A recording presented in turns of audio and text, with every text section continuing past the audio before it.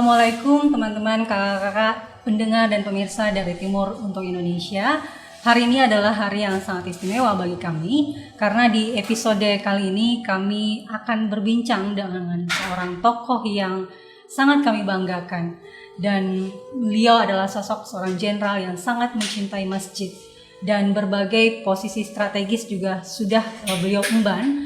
Dan puncaknya saat 31 tahun mengabdi di dunia kepolisian, beliau menjadi Wakapolri dan selanjutnya menjadi Menteri Pemberdayaan Aparatur Negara. Beliau adalah Komjen Pol Purnawirawan Dr. Andes Syafruddin. Assalamualaikum, Jenderal. Waalaikumsalam warahmatullahi wabarakatuh. Agak kareba, Jenderal. Ya, baji-baji. Alhamdulillah, sehat-sehat.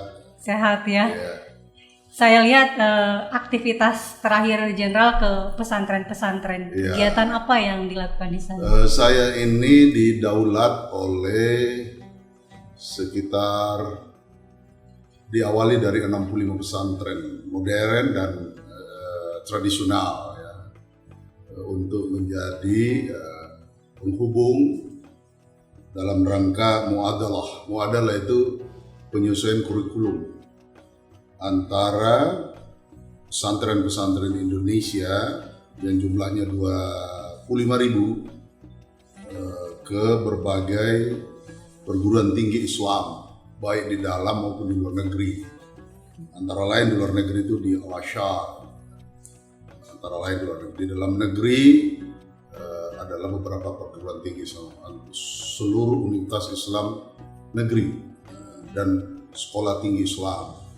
Jadi ada supaya anak-anak kita lulusan pesantren para santri itu tidak lagi terhambat manakala mau melanjutkan. Jadi lulus dari pesantren langsung melanjutkan di jenjang selanjutnya, itu di perguruan tinggi.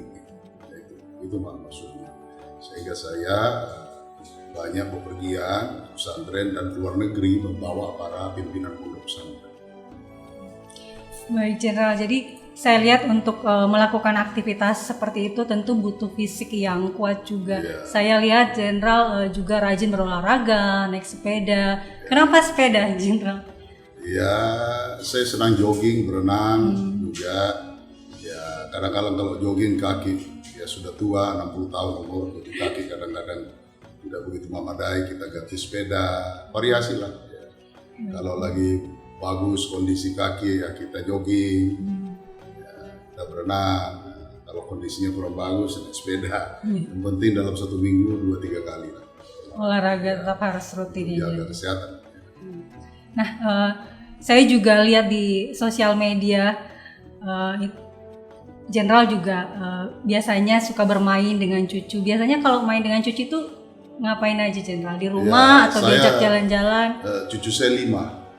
Jadi saya biasakan itu pulang dari kegiatan sore atau malam aktivitas, saya selalu mampir mengunjungi cucu saya. Jadi tiap hari mengunjungi cucu saya. Hampir tiap hari aja. Ya, ada 5 cucu saya, jadi saya biasanya keliling lah. Cuma ini 3 cucu saya ada di Perancis, jadi tinggal 2. Nah, ini ada 1 ikut ke Makassar, jalan-jalan. Nah, berbicara soal masa kecil, saya membaca masa kecilnya Jenderal itu memang sudah dekat dengan masjid ya. Yeah. Jadi di saat anak-anak lain masih tidur, Jenderal sudah menimba air untuk kolam masjid, itu betul, Jenderal? Iya, saya dilahirkan di Makassar. Setelah masuk SD itu karena orang tua saya pensiun, bapak saya, kita pindah ke kampung halaman ibu saya, ke Majene, Sulawesi Barat. Sekarang Sulawesi Barat, dulu Sulawesi Selatan. Di sana memang kehidupan, karena kami kehidupan keluarga yang sangat Islami, di seluruh anak cucu, sepupu, kakak, adik, paman itu semuanya hidupnya di masjid. Saya memang kerjanya dari umur 7 tahun itu sudah bekerja di masjid 5 waktu. Jadi tidak kaget setelah saya dewasa sudah besar, saya tidak pernah berhenti mengurus itu. Tapi kalau cita-citanya waktu kecil memang mau jadi polisi kah? Tidak, saya cita-cita saya itu sesuai dengan harapan ibu saya menjadi dosen di Unhas. Ya. Makanya ketika saya lulus SMA, saya mendaftar di Unhas. Tapi saya tidak lulus oleh Unhas. Akhirnya saya berangkatlah ke Jakarta untuk mencari sekolah lain. Alhamdulillah, saya setelah ke Jakarta karena gagal di Unhas, saya mendaftar di 3 tempat, antara lain namanya Sekolah Ahli Perikanan, antara lain itu Sekolah Penerbang Curug ya, di Tangerang. Terakhir saya mendaftar Akabri dan saya lulus 3-tiganya. Yang tidak lulus hanya Unhas. Makanya saya selalu mengecam Unhas itu dan akhirnya saya menjadi ketua Majelis Walaya Amanah Unhas. Saya menentukan rektor, pemilihan rektor dan sebagainya. Ya, mungkin itu balasan dari Allah, keinginan saya mau masuk Unhas. Jadi saya menjadi salah satu jajaran pemimpin di Unhas.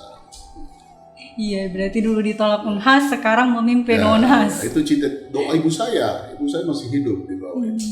Doa ibu ya. Selalu menginginkan saya masuk Unhas. Setelah itu dosen di Unhas, menjadi guru. Ya, tadi saya sampaikan di awal bahwa setelah 31 tahun mengabdi di kepolisian, Bapak menjadi Wakapolri. 33 tahun. 33 Ya, tahun, Bapak menjadi Wakapolri, kemudian menjadi Menteri, dan sekarang mengabdikan diri di Dewan Masjid Indonesia. Bagaimana mencapai semua Jadi, itu? 5 tahun sebelum saya Wakapolri, ya saya sudah pengurus Dewan Masjid. Ketika Pak JK jadi ketua Dewan Masjid, saya sudah jadi pengurus, membantu beliau. Ya. Nah, pengurusan kedua, saya menjadi ketua harian. Jadi sudah cukup lama. Sebelum saya pensiun, jauh sebelum saya pensiun, saya sudah di Dewan Masjid. Sudah 10 tahun sebelum saya pensiun, sudah mengurus Dewan Masjid.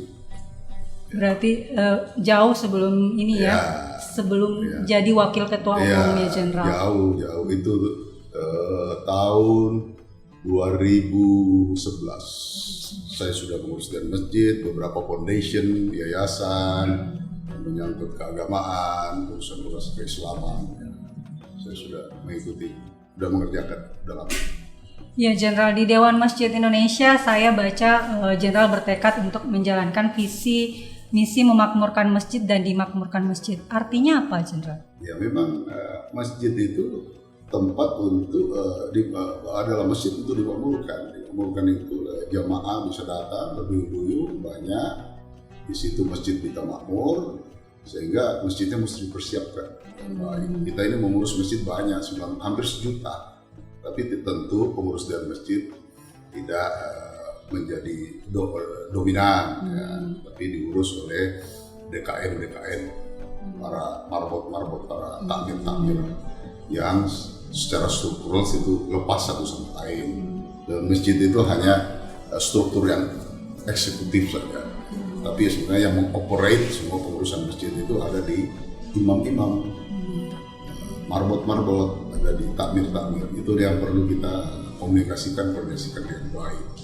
Nah, kemudian dimakmurkan oleh masjid. Jadi keberadaan masjid itu bisa memakmurkan masyarakat, bisa memakmurkan masyarakat di sekitarnya. Nah, sehingga masjid itu kita berdayakan menjadi antara lain menjadi entrepreneur, misalnya bisa menghasilkan sehingga masyarakat bisa berdaya. Dan umumnya masjid-masjid itu banyak masyarakat di sekelilingnya tidak mampu dengan melakukan entrepreneur atau menjadikan masjid menjadi wisata religi yang berbasis masjid. Banyak yang kita lakukan hal itu. Dan alhamdulillah cukup bagus. Dan masjid itu, pengurus masjid itu bukan menjadi organisasi massa. Memang betul organisasi Islam, tapi bukan organisasi massa, mengurus orang-orang. Kalau Dewan Masjid ada mengurus benda, yaitu rumah Allah, yaitu benda, yaitu masjid, tempat suci yang diurus. Jadi orientasinya mengurus benda, bukan mengurus orang.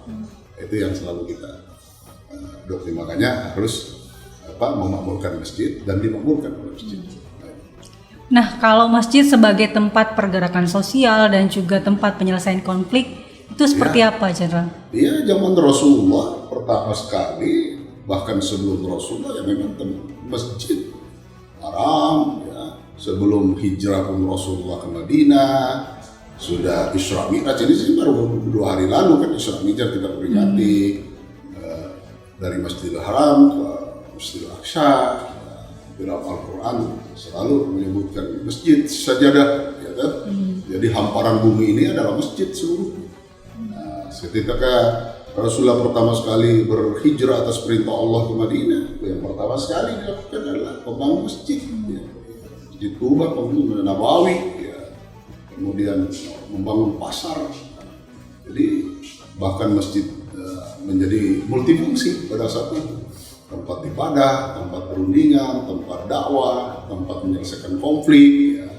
Tempat tapi dalam konteks tanda kutip, dalam konteks adalah kemakmuran. Nah, perjanjian Fakta Madinah, ya kan, dilakukan semua di Nabawi pada saat itu. Nah, itu saya katakan dalam konteks kesejahteraan dan kemakmuran bersama masyarakat dalam suatu negara, dalam suatu bangsa, dalam suatu kaum misalnya. Gitu. Jadi orientasinya ke sana. Nah, Jenderal, baru-baru ini ulama sufi dunia, Syekh Dr. Muhammad Rajab Dib mengunjungi Bapak. Beliau ulama terkemuka asal Damaskus, Suriah, dan beliau mengatakan jika nama Syafruddin ini telah dikenal dalam forum ulama sufi dunia. Bagaimana sampai beliau bisa mengapresiasi Bapak seperti itu? Alhamdulillah, memang saya banyak mengenal ulama-ulama besar di dunia. Antara lain itu Gracia Arshar, itu Gracia Arshar, Profesor Dr. Kiai Muhammad At-Thayyib, itu adalah pemimpin representasi pemimpin Islam dunia. Ya. Saya setiap beliau ke Indonesia saya melayani. Saya beberapa kali ke Kairo, ke Mesir, saya selalu diterima dengan baik dan berdiskusi panjang dengan beliau. Jadi sudah hubungan emosional yang sangat tinggi.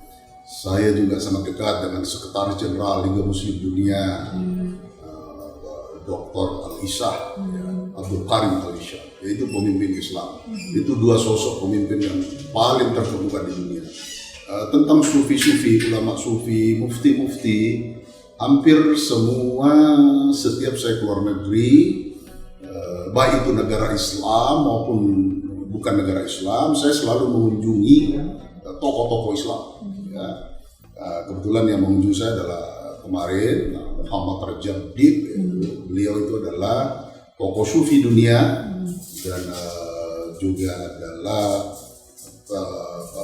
mufti, ya, salah satu mufti di Syria dan Lebanon, ya, sangat terkenal dan punya jaringan erat dengan salah satu pemimpin Islam di Indonesia, yaitu Habib Lutfi di Pekalongan, yang sekarang menjabat sebagai salah satu Dewan Pertimbangan Presiden. Nah, itu jadi beliau punya jaringan kuat dan dengan alhamdulillah dengan saya juga punya jaringan kuat. Ya itulah silaturahim.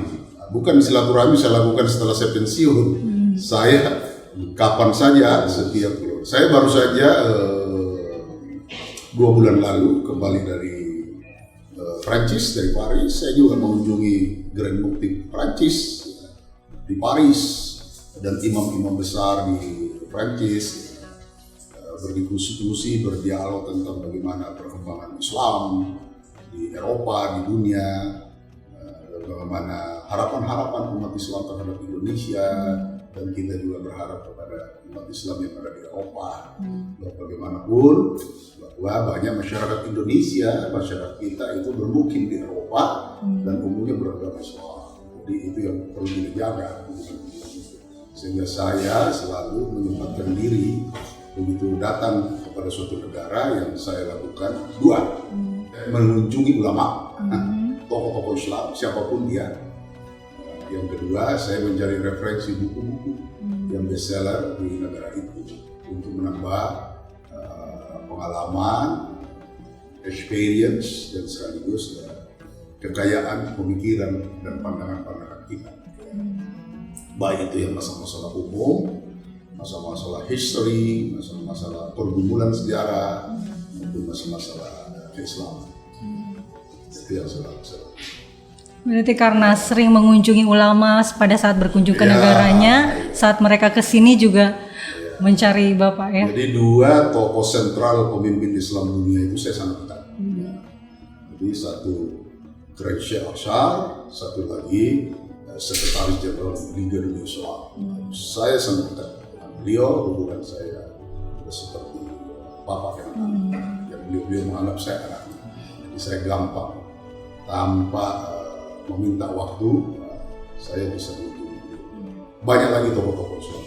Yang menarik juga ini mengenai pembangunan Museum Sejarah Nabi Muhammad SAW dan peradaban Islam yang akan dibangun di Jakarta, Jenderal. Itu katanya Maret ini akan dimulai. Iya, insya Allah. Sudah dimulai sebenarnya fisiknya. Jadi pembuatan kontennya sudah 97%. Itu digagas oleh Sekretaris Jenderal Liga Muslim Dunia dan di funding juga dari Sekretaris Jenderal dari Liga Muslim Dunia, Rabita Al-Muslim. Itu organisasi Islam yang terbesar di dunia setelah OKI, terdiri pada 52 negara Islam, itu yang di bawah naungan Liga Muslim Dunia.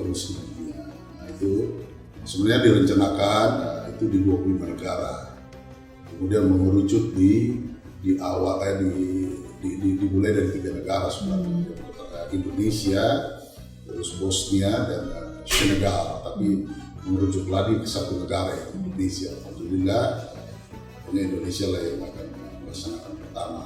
Pembangunannya itu sebenarnya dua, satu pembangunan fisik, satu lagi membangun konten-konten tentang sirah nabawiyah, sejarah Nabi Muhammad SAW. Pembangunan kontennya itu dilaksanakan di Universitas Al-Azhar Kairo. Dan itu saya berkunjung pada bulan Desember yang lalu ke Kairo, sudah pada posisi 97%. Insya Allah saya rasa sih bulan Maret ini sudah posisi 100%. Nah, pembangunan fisiknya itu tidak akan begitu lama dibangun karena pakai konstruksi baja dan sebagainya. Ini sebenarnya yang lama yang dibangun sampai 3 tahun itu adalah kontennya, karena semua menggunakan 4G dan artificial intelligence. Semua pakai teknologi canggih yang modern yang seperti sekarang lah ya. Artificial intelligence, 4G, industri 4.0 dan sebagainya, itu dikombinasikan jadi satu, ya, semacam animasi lah, ya, dibangun seperti animasi. Baik, terima kasih banyak Jenderal, terima kasih banyak. Itu tidak hanya mengajarkan orang menjadi ustadz, pendakwah, tapi di sana ada ilmu pengetahuan lain, ilmu pengetahuan kontemporer dan menjadi dasar-dasar ilmu pengetahuan modern saat ini. Itu asalnya dari situ. Menekankan agar santri-santri ini menguasai teknologi, agar memberi ruang dakwah baru.